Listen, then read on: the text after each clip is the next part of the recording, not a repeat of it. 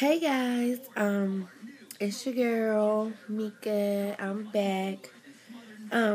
This is going to be my second video this week, and yes, I am still in bed. Just as an update, I am feeling better though. The next day, I had a slight headache, which was yesterday. Um, it was Thursday yesterday, so today's Friday. But I had a slight headache yesterday. And it pretty much went away once I got some fresh air. Once I got out and about, it pretty much went away. So the stomach thing went away. I just have to, I guess, watch what I'm eating, or maybe it's the salt or trying new things. I don't know. As for my hair, you see, I took the Bantu knot out. I had it out. It was cute yesterday. See, this curl, went somewhere. It went south. So I'm going to pin it back this way today. But I'm still in bed, so I have to kind of cover up. Anyways, I am still having that dream. And it's so weird because it's kind of freaking me out now of having this dream keep happening. It's like, is the... what is it? The elements trying to tell me something, that what my intuition is and what my instinct is really going to come true, that it's going to come early. I hope it's not real early. I really hope it's not before 35 weeks. Like, seriously. Because my experience of having my daughter, let me tell you, I was in the hospital from 33 weeks till I had her, which was 35 weeks. Had blood pressure issues. I was way more stressed out and could not control my stress level then.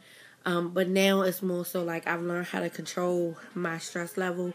And I'm taking a better, I guess, blood pressure medicine.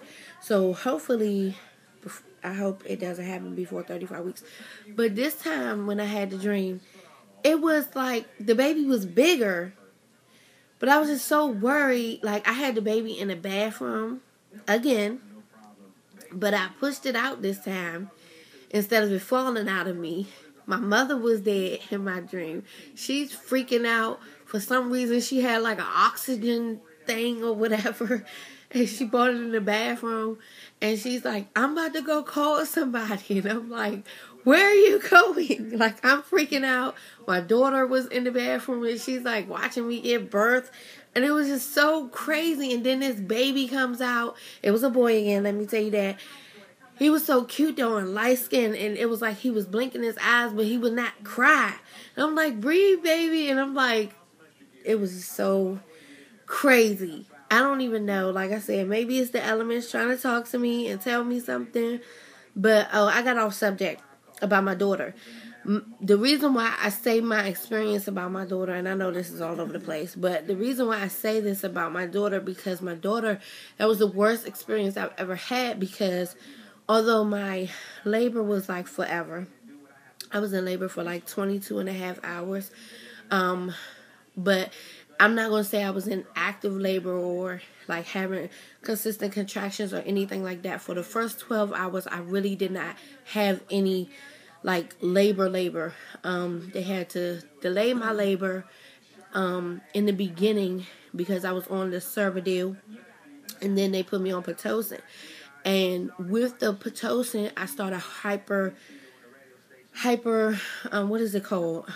I started having hyperactivity with the Pitocin at first, and they had to turn it off, and then they had to turn it back on. So, like I said, I was in labor with her for 22 hours, and it wasn't bad.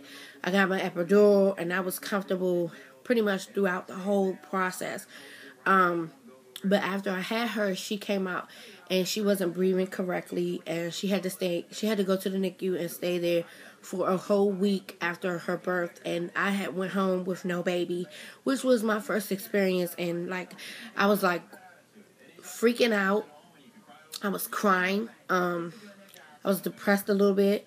And then I was overly stressed, because I had to drive, like where we live and the hospital that my doctor delivers at is 30 minutes apart. So I had to drive 30 minutes to go see her, and then I had to park, which I really at that time didn't have money for parking and stuff. So I'm like stressing out about that, stressing out about the fact that I'm not supposed to be driving that short after having a baby.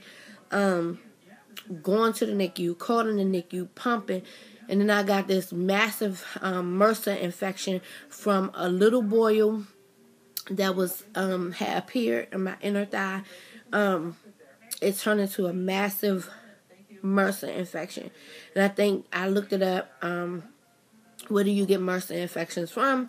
And none of my kids have MRSA, so it couldn't have been from my kids. But they say like long hospital stays can give you infections like that, or whatever. So I had like my whole leg from the upper part of my thigh to my knee was swollen, like to the point where I couldn't walk, and I had to like make that thing bust.